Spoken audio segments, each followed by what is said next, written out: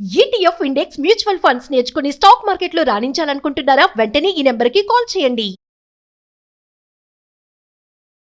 నమస్తే రమగారు. నమస్తే జయ. రమగారు, ఏదైనా మంచి స్టోరీ చెప్పండి. కథా సత్సాగరంలోది ఓ చాలా రోజులు కదా, ఈ మధ్యలో చెప్పలేదు. పూర్వం ధర్మగుప్తుడు చంద్రప్రభ అని భార్యాభర్తలు ఉండేవాళ్ళు. మణికులు అంటే వ్యాపారస్తులు. వణిజ్ అంటే వణిజులు అంటే ఇదన్నమాట, వ్యాపారస్తులు. వాణిజ్యం మీద నుంచి వచ్చే వణిజులు. వాణిజ్యం అని వింటాం కదా, తెలుసు. అదే వణిజుల్ని వాళ్ళు చేసేదే వాణిజ్యం. ఓకే. అయితే ఏమైంది, చాలా కాలం పిల్లలు పుట్ల వాళ్ళకి. ఎంతకాలమో అయితే ఒకసారి కొంతకాలానికి ఎప్పటికో ఎన్నో రకాల పూజలు వ్యవహారాలు అన్నీ చేసిన తర్వాత ఒక కుమార్తె పుట్టింది. ఆ పిల్ల పురుట్లోనే మాట్లాడడం మొదలుపెట్టింది. ఓయ్. పైగా అసలు ఎంత వెలుగ్గా ఉందంటే పిల్ల, అసలు ఆ పిల్ల పుట్టేసరికల్లా లోపల పురిటి గదంతా వెలుగుతో నిండిపోయిందిట. పిల్ల మాట్లాడుతుంటే మంత్రస్థాన్ని కంగారు పడి కళ్ళుదిరి పడిపోయింది. చిలకత్తలు పరిగెత్తుకుంటూ వచ్చారు. పిల్ల ఏంటో మాటలు వినపట్టినాయి. ఆము కేవు మంటల్లా, అది కేర్ మంటల్లా విచిత్రంగా మాట్లాడుతోంది. అక్కడి నుంచి లోపలికి వెళ్ళాడు. తండ్రిని పిలిచారు. మన తండ్రితో మాట్లాడతాను పిలవమంది. పిలుచుకుపోయారు. పిలుచుకెళ్ళాక లోపలికి వెళ్ళి చూస్తే ఏముంది, పిల్ల అంతా వెలుగ్గా ఉంది. పిల్ల బ్రైట్గా మెరిసిపోతుంది. మహాద్భుత సౌందర్యవతి అయిన చంటి పిల్ల. అదేమో నోటి తెచ్చి మాట్లాడుతుంది. అక్కడి నుంచి ఏమంది, మరి నేను ఒక దేవతని, నీ ఇంట్లో పుట్టాను, నాకు వివాహం చేయకూడదు, నన్ను నీ పిల్లగా పెంచుకో, నా వ్రతం తీరాక నా దారిని నేను వెళ్తా, అప్పటిదాకా నీకు పుత్రికా సంతానం పిల్లలు లేరని బాధపడుతున్నావని మీ ఆవిడ గర్భాన్ని పడ్డా, నేను అమ్మా నాన్న అని పిలుస్తాను, కూతురుగా పెంచుకో, వివాహాలు ఆడపిల్లని చేయకూడదు అని చెప్పేసరికి నేను సరిగినేమనుకున్నాడు. అలాగేనన్నాడు. కట్టడి చేశాడు. పిల్లకి అందరికీ చెప్పాడు ఈ విషయం బయటికి రానివ్వకూడదు అని. ఆ మంత్రసాన్ని, పురుడు పోసిన మంత్రసాన్ని వాళ్ళ ఇంటోదే, దాన్ని కూడా ఇంట్లోనే ఉంచుకున్నారు. చెలికత్తలకు ఖచ్చితంగా చెప్పాడు ఈ విషయం బయటికి రానివ్వద్దు, పిల్ల మాట్లాడుతుందని. చంటి పిల్ల మాట్లాడుతుంటే అది వింత కదా, విచిత్రం. సోమప్రభ అని పేరు పెట్టాడు. చంద్రకాంతి లాంటి కాంతి కలిగి ఉంది ఆ పిల్ల. పిల్ల చచ్చిపోయిందని ప్రచారం చేశారు బయట. రహస్యంగా వాళ్ళ ఇంట్లో పిల్లని వాళ్ళ ఇంట్లోనే పెంచుకున్నారు. ఇంట్లో పిల్ల ఉందంటే ఈ ధర్మగుప్తుడు వాళ్ళంత ఆస్తిపరుడు. ఎవరో ఒకళ్ళు చూడటానికి వస్తారు. ముందేమో పిల్లని చుట్టానికి వస్తారు, తర్వాత పలకరింపులకు వస్తారు, ఆ తర్వాత పెళ్లి సంబంధాలకు వస్తారు. 8 ఏళ్ళు వస్తే పెళ్లి చేసే రోజులు అవి. అక్కడి నుంచి పెరిగింది పిల్ల. ఎవరికి చెప్పాల. ఆ పిల్ల ఇంట్లోనే ఆడుతూ పాడుతూ పెరిగేది. కాస్త అంత పెళ్ళయింది. పెళ్ళయ్యాక వారా వీరా చెలికత్తలే పెళ్ళి అని అనుకుంటుంటే పోటాడింది. పెళ్లి చేయడానికి వీల్లేదని చెప్పే కదా మీకు అని. సరే ఏమైంది, పిల్ల కాస్త 14 ఏళ్ళు వచ్చేసినాయి. ఇంట్లో తిరుగుతుంటే ఒకనాడు ఏమైంది, ఆ రోడ్డు మీద వసంతోత్సవం జరిగింది. ఆ ఊళ్ళో వసంతోత్సవం అంటే ప్రతి సంవత్సరం హోలీ లాంటిది. వీళ్ళకి కాముని పున్నములు, ఆ పున్నములు ఈ పున్నములు చేసేవాళ్ళు. ఆ వసంతోత్సవానికి నృత్యగానాదులతోటి ఊరేగింపు వెళ్తోంది వీళ్ళ వీధులోంచి. ఆ ఊరేగింపు చూడడానికి ఈ పిల్ల పోయి బాల్కనీలో నుంచుంది, బయట సౌధాగ్ర భాగంలో నుంచుంది. ఈ వెళ్తున్న బళ్ళల్లో ఒక ఎత్తైన బండి మీద గుహచంద్రుడనే ఇంకో వణికుమారుడు నుంచునున్నాడు. వాడు చూసి పరమాద్భుత సౌందర్యవతి అయిన ఈ అమ్మాయికి పడిపోయాడు. అక్కడి నుంచి ఇంటికి వెళ్ళాడు. చాలా దిగులుగా ఉన్నాడు. అన్నం తింటలేదు సరిగ్గా. ఏమిటి అని ఆ రోజుల్లో ఈ మన్మథావస్థకి చాలా పెద్దపీట వేసేవాళ్ళు. వయసు వచ్చిన పిల్లలు మూడ్ ఆఫ్గా ఉన్నారంటే ఎవరో అమ్మాయి కోసం అని తెలుసుకునేవాళ్ళు. పాపం వాళ్ళ ఫ్రెండ్స్ని వీళ్ళని అందరినీ కనుక్కున్నాడు. వాళ్ళ నాన్న ఏమిట్రా నువ్వు ఎవరిని చూసి వ్యామోహపడ్డావు, పోనీ అదేదో వ్యవహారం చూద్దాం, ఇట్లా ఆరోగ్యం పాడు చేసుకోవద్దన్నాడు. అయితే నేను వెళ్తుండగా ఈ ధర్మగుప్తుడు గారి ఇంట్లో వాకిట్లో మేడ మీద ఒక పిల్లని చూశానన్నాడు. పిల్లని చూశాననగానే ఒక పిల్ల ఉంది. ఆ పిల్ల వాళ్ళ ఇంట్లో చూసానంటే చెలికత్తె కాదు, చక్కగా అలంకారం చేసుకుంది, చాలా అందగత్తె. ఆ పిల్లని నాకు తెచ్చి పెళ్లి చేయమన్నాడు. ఈయన ఏం చేశాడు, కబురు చేశాడు. మా ఇంట్లో మాకు పిల్లలు లేరు, అసలు మాకు పిల్లలే లేరన్నాడు ఈయన. వాళ్ళు కబురు చేశారు, వీళ్ళేమో మాకు పిల్లలు లేదన్నారు. అన్నసరికల్లా ఆశ్చర్యం, లేని పిల్లని ఎలా చూస్తాడు మావాడు. అక్కడి నుంచి రాజుగారి దగ్గరికి వెళ్ళాడు. ఈ గుహచంద్రుడి వాళ్ళ నాన్న, నా కుమారుడు ఒక పిల్లని చూశాడు వాళ్ళ ఇంట్లో, మరి అతనేమో లేదంటున్నాడండి, పిల్లాడికి ఆరోగ్యం పాడైపోతుంది, చాలా పెద్ద వ్యాపారం చూసుకునే పిల్లాడు, మరి ఆ పిల్లని మా వాడికి ఇప్పించవలసింది అని. రాజుగారికి ఏంటంటే డబ్బులు అప్పిచ్చేవాళ్ళు వణిక్కులు. ఆ రోజుల్లో రాజుకి పెట్టుబడి వ్యాపారస్తుల దగ్గర నుంచే వస్తుంది. ఈయన కాదనుకోలేక ఈ ధర్మగుప్తుని కేకేసి, మీ ఇంట్లో ఉన్న ఆడపిల్లలందరినీ ముందు చూపించు, వీడికి చూస్తాడు. అందరూ చెలికత్తలంతా వచ్చి నుంచున్నారు. ఎవరూ కాదు. ఆయన భార్యను కూడా రప్పించాడు. కాదు, ఇంట్లో ఇంకా స్త్రీలు లేరా అంటే లేరన్నాడు. నేను 100% చూశానంటాడు పిల్లాడు. అక్కడి నుంచి ఆయన ఆ గుహచంద్రుడి తండ్రి చాలా బతిమలాడాడు. నా పిల్లాడు చచ్చిపోయేలాగా ఉన్నాడు, వాడు కోరుకున్న పిల్ల దక్కపోతే వాడు బతకడు, ఈ మన్మథావస్థకి వాడికి ఏదైనా జ్వరం వచ్చేసి అనారోగ్యం వచ్చేస్తే నేను ఏమైపోవాలి, ఒక్కగానొక్క పిల్లాడు, నీకు ఏం కావాలంటే అది ఇస్తా, నా పిల్లాడిని కాపాడు. చుట్టుపక్కలంతా ఇతన్ని తిట్టారు, ఏదో చేస్తున్నావు, మీ ఇంట్లో ఉన్న పిల్లని చూపించకుండా చేస్తావా అని. ఈయనకి చుట్టుపక్కల పరుగు పోయేలాగా ఉంది, బోల్డ్ వ్యాపారం, చాలా కుటుంబాలు ఆయన మీద ఆధారపడి ఉన్నాయి, పనివాళ్ళు, వీళ్ళందరికీ తిండి తిప్పలు కావాలా, నిన్ను వేలేస్తామనేసారు వాళ్ళు. ఇంకేం చేయలేక కూతుర్ని బతిమలాడాడమ్మా, ఎట్టాగొట్టా పిల్లకి పెళ్లి చేయాలి, మరి నీకు తప్పదు, ఇంత మటుకు వచ్చేసింది, వాళ్ళంతా అడుగుతున్నారు, నువ్వు బయటికి రాకుండా ఉంటే సరిపోయేది, నేనేం చేయను అన్నాడు. అరే సగల సమప్రబంది, సరే కాపురం మాత్రం చేయను, కావాలంటే పెళ్లి చేసుకుంటా, పెళ్ళైతే చేసుకుంటా, కాపురం కుదరదు, దానికి ఒప్పుకుంటే చేసుకోమని. ముందు అసలు ఆ పిల్లని చూస్తే చాలంటున్నాడు వీడు, కంటతో చూసినా చాలంటున్నాడు.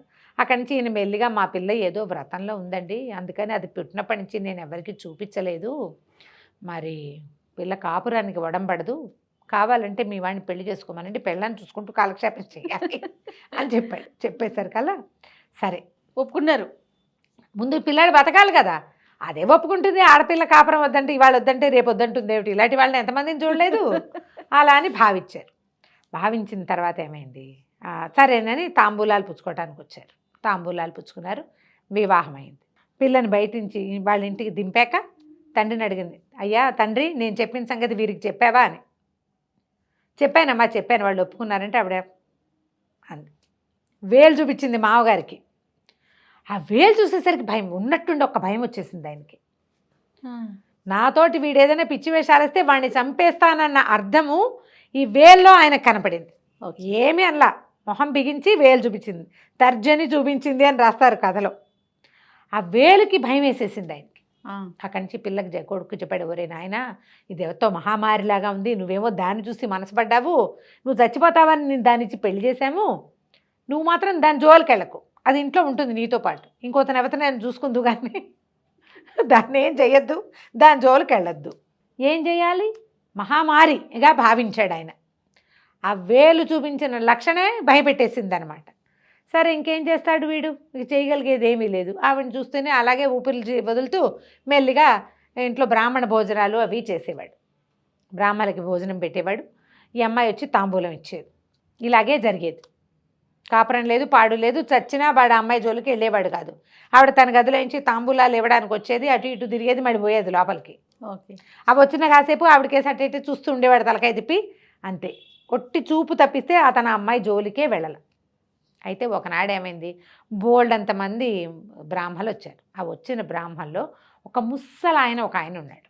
ఈ అమ్మాయి తాంబూలాలు ఇవ్వడానికి వచ్చినప్పుడు ఆ జగదేక సుందరిలాగా ఉన్న సోమప్రభను చూసి, ఈమె ఏమవుతుందైనా నీకు అని అడిగాడు. నా భార్యేనండి అన్నాడు.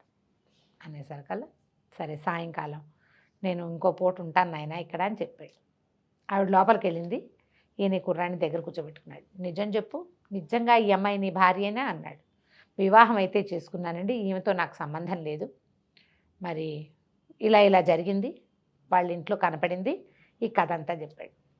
నీ భార్య దగ్గర ఒక మహారహస్యం ఉంది, అది నీకు చెప్పాలోయ్ అన్నాడు. అని ఆయన ఏం చేశాడంటే ఒక మంత్రోపదేశం చేశాడు. ఈ మంత్రం పునశ్చరణ చేస్తూ ఉండు, నీ భార్య రహస్యం నీకు చెప్తానన్నాడు. ఇవి మధ్యాహ్నం భోజనాలైనా 3ంటికి జరిగింది. 3ంటి నుంచి పునశ్చరణ ప్రారంభించాడు. రాత్రి చీకటి పడ్డాక ఈయన ఏం చేశాడు, ఈ కుర్రాడితోటి ఆ మంత్రం పునశ్చరణ చేయించాడు కదా జపం, ఆ జపాన్ని హోమం చేయించాడు. హోమం చేయించేసరికల్లా అగ్నిహోత్రుడు మానవ రూపంలో ప్రత్యక్షమయ్యాడు. అని వస్తే ఏమన్నారు వీళ్ళిద్దరూ మాట్లాడుకున్నారు. ఈ బ్రాహ్మడు అన్నాడు, అగ్నిహోత్రుడిని ఆరాధించు, రేపు ఉదయం ఈయనకి భోజనం పెట్టు, మనతో పాటే ఉంటాడని అగ్నిహోత్రుడిని ఇంట్లోనే ఉంచుకున్నారు. అగ్ని మానవ రూపంలో వీళ్ళ ఇంట్లో ఉన్నాడు. ఓకే, మర్నాడు ఉదయం భోజనం చేశాడు, అందరు బ్రాహ్మణులతో పాటు తాంబూలం పుచ్చుకున్నాడు, అక్కడే ఉన్నాడు. చీకటి పడింది, రాత్రి అయింది. రాత్రి అవ్వగానే ఈయన అన్నాడు, మళ్ళీ అని మంత్రం మళ్ళీ పునశ్చరణ చేయి, నీకు రహస్యం చెప్తానని. అతను ఆ మంత్రం పునశ్చరణ చేసేసరికల్లా ఒక దాన్ని ఏమంటారంటే మోహక మంత్రం అనే ఒక మంత్రంతో తను ఆ అబ్బాయి ఇద్దరు 2 తుమ్మెదల్లాగా మారిపోయేలాగా చేశాడు ఆ ముసలి బ్రాహ్మడు. అర్ధరాత్రి, బాగా రాత్రి అయిపోయింది. 10 అయితే ఆ రోజుల్లో అర్ధరాత్రి కిందే లెక్క. 10ంటికి ఎక్కడొక్కడ జనం అంతా సర్దుకున్నారు. సోమప్రభ ఇంట్లో నుంచి బయలుదేరింది చీకటి మాటన. ఆ అగ్ని ఇంట్లో ఉండటం వల్ల మానవ రూపంలో ఉన్నాడు కదా, ఆమె తనని వెంబడిస్తున్న వాళ్ళు ఎవరో తెలుసుకోలేకపోయింది. నడుచుకుంటూ వెళ్తోంది. ఆ వెనకాలే ఈ తుమ్మెదల రూపంలో ఉన్న ఈ బ్రాహ్మడు, మన ఈ కుర్రాడు గోచంద్రుడు ఇద్దరు వెళ్ళారు. వెళ్తే ఇప్పుడు అలా వెళ్ళి ఒక పెద్ద శ్మశానంలోకి వెళ్ళింది. అక్కడ పెద్ద వటవృక్షం, దాని కింద పోళ్ళంతమంది శాకిని ఢాకిని గణాలు ఉన్నాయి. ఒక మహాసౌందర్యవతే ఒక ఆవిడ వీణ వాయించుకుంటుంది. ఈవిడ పోయి ఆవిడ పక్కలో కూర్చుంది. ఎట్లా ఉందంటే పైన చంద్రుడు కింద 2 చందమామలు ఉన్నట్టున్నారు. చూస్తూ ఉన్నాడు వీడు ఆ భ్రమర రూపంలో. వాళ్ళిద్దరూ మాట్లాడుకుంటున్నారు, అక్క చెల్లి. ఏమని, మా ఇంటికి ఎవరో ఒక బ్రాహ్మడు వచ్చాడు, మరి ఆయన అగ్నిహోత్రంలాగా ఉన్నాడు, నాకు భయం వేసింది, నా భర్తకి తెలిసిపోతుందేమో, ఇంకా ఈ శాపావసానం అయ్యేదాకా ఇంకా ఎంతకాలం ఈ కథ నడపాలో అని మాట్లాడుకున్నారు. ఇద్దరు కలిసి ఏదో చక్కగా తాగారు, తిన్నారు. ఆవిడ ఇక్కడ ఇంట్లో ఏం తింటోందో ఎవ్వరికీ తెలియదు. ఇక్కడ ఏం తిందో తాగదు. ఓహో, తిండంతా రాత్రిపూటే. ఇక్కడే ఏదో తాగింది, మళ్ళీ బయలుదేరింది. నడుస్తుంటే ఆవిడని కాళ్ళు నేల మీద ఉన్నట్టు లేవు. ఇంట్లోకి వచ్చేసింది.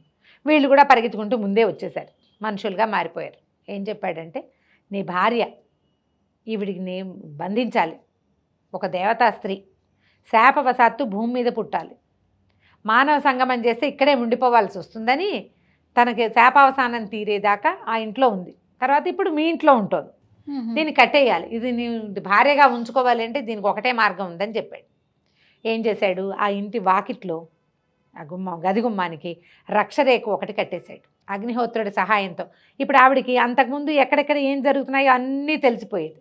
బయట అగ్నిహోత్రుడు ఉండేసరికి ఈవిడికి ఏం తెలియటల్లా, ఆవిడకి అర్థం కావట్లేదన్నమాట. అక్కడి నుంచి ఏం చేశాడు, మోహక మంత్రాన్ని ఒకదాన్ని ఈవిడికి ఉపదేశించి రేపొద్దున ఈ పని చేయమన్నాడు. ఆ మోహక మంత్రం వల్ల ఈవిడికి కొంచెం మతిపోయింది, స్ఫురణ లేదు, నేను దేవతాస్త్రిని అనేది తగ్గిపోయిందనమాట. మర్నాడు ఏం చేశాడు, ఈ కుర్రాడు చక్కగా అలంకారం చేసుకుని ఒక వారాంగనను ఒక ఆవిడని పిలిపించుకుని హాల్లో కూర్చుని అమ్మాయితో సరసల్లాపాలు మొదలుపెట్టాడు. ఈవిడ నిర్ఘాంతపోయింది, ఏంటి వీడు నా భర్త, వీడు దీని ఎవరితోటో మాట్లాడుతున్నాడు అని. అప్పటిదాకా ఆవిడికి మానవభావాలు లేవు, అసలు మానవ మనోభావాలు లేవు. ఈ మోహక మంత్రం వల్ల, బయట ఉన్న రక్ష వల్ల ఆవిడకి అలాంటి ఉద్దేశం కలిగింది. ఏమిటి నువ్వు ఈవిడితోటి ఇట్లా ఉన్నావు, నువ్వు ఎందుకు ఇలా చేస్తున్నావు అని అడిగింది. మరి ఏం చేయను, నువ్వు నా భార్యవి, నువ్వు నన్ను దగ్గరికి రానివ్వవు, ఎవరో ఒకళ్ళ దగ్గర రానిస్తారంటే, ఓ తింటే కదా నేను ఎందుకు దగ్గర రాని, ముందు ఆవిడ బయట పంపించేసి నువ్వు లోపలికి రా అని పిలిచేసరికల్లా వారాంగనని పంపించేసి ఇతను ఆ రక్ష ఉన్న గదిలోకి వెళ్ళిపోయాడు. వెళ్ళిపోగానే అగ్నిహోత్రుడు మాయమైపోయాడు. వీడు అప్పటిదాకా బ్రహ్మచారిగా ఉన్నాడు ఈ కుర్రాడు. లోపలికి వెళ్ళేసరికల్లా తెల్లవారేసరికల్లా ఆవిడ తను వెళ్ళవలసిన దారి అన్నీ మర్చిపోయింది. సోమప్రభకి జ్ఞాపకం లేదు ఇంకా. పైగా ఎప్పుడైనా ఏ సమయంలోనో అక్కొచ్చి జ్ఞాపకం చేయడానికి వీలు లేకుండా ఆ గదికేమో ఆ రక్ష కట్టేశారు. ఇక మర్చిపోయింది. సాదాసీదాగా అతనితో కాపురం చేసుకుంటూ హాయిగా ఎవరికైనా భోజనం పెడితే తాంబూలం ఇస్తూ ఇంట్లో మామూలుగానే తిరుగుతోంది. ఇంకా రాత్రి లేదు, బయటకు వెళ్ళటం లేదు. ఓహో, వాళ్ళ తండ్రి వచ్చాడు. తండ్రి ఆశ్చర్యపడింది, ఏంటి అమ్మ ఇలా ఉంది అని. మామూలు మానవ లక్షణాలు వచ్చేసినాయి. అప్పుడు ఇతను ఏం చెప్పాడంటే, మరి నేనేం చేయను, వివాహం చేసుకున్నాను, మా ఇంటికి వచ్చిన బ్రాహ్మడి సలహా చెప్పాడు, ఈ పని చేశాను, ఎప్పుడు ఆమెకు మరణం సంభవిస్తే అప్పుడే దేవతా స్త్రీ అవుతుంది, అప్పటి వరకు ఇక మానవ లోకంలోనే ఉంటుంది అని చెప్పితే సరే తండ్రి సంతోషించాడు. తర్వాత ఆవిడకి గర్భం ధరించింది, పిల్లలు పుట్టారు. ఎంతకాలానికో కానీ ఆవిడకి విముక్తి రాల. దేవతా స్త్రీలు ఇలాగ అగ్నిహోత్రము వేదిక మంత్రాలు ఉండే చోట నివసిస్తారట. కాపురం చేయకుండా ఉండేవాళ్ళని ఈ పూర్వ రోజుల్లో అలా చెప్పుకునేవాళ్ళు. ఏదో దేవతాంశ ఇక్కడ తిరగడానికి వచ్చింది, ఇక్కడ ఉండటానికి వచ్చింది, ఎప్పటి సంగతి ఇది పాత కథల్లో కనపడుతుంది అనమాట. ఏదో ఒక పిల్ల పుట్టంగానే మరణించి వెళ్ళిపోతారు. అప్పటిదాకా భలే అద్భుతమైన వర్తన కలిగి ఉంటారు. వాళ్ళని చూస్తే చాలా అనిపించేలాగా ఉంటారు. కొంతమంది ఉండేవాళ్ళు అట్లా. ఆ దేవతాంశాలు అనమాట. దేవతాంశతోటే వచ్చింది ఈ అమ్మాయి. ఈ బ్రాహ్మడి వల్ల దొరికేసింది అనమాట. దాంతో ఇక్కడే ఉండిపోయింది. తర్వాత ఎంతకాలం తర్వాత ఆవిడకి విముక్తి లభించింది. బాగుంది రమ్మగారు. నమస్తే. నమస్తే చెయ్యి.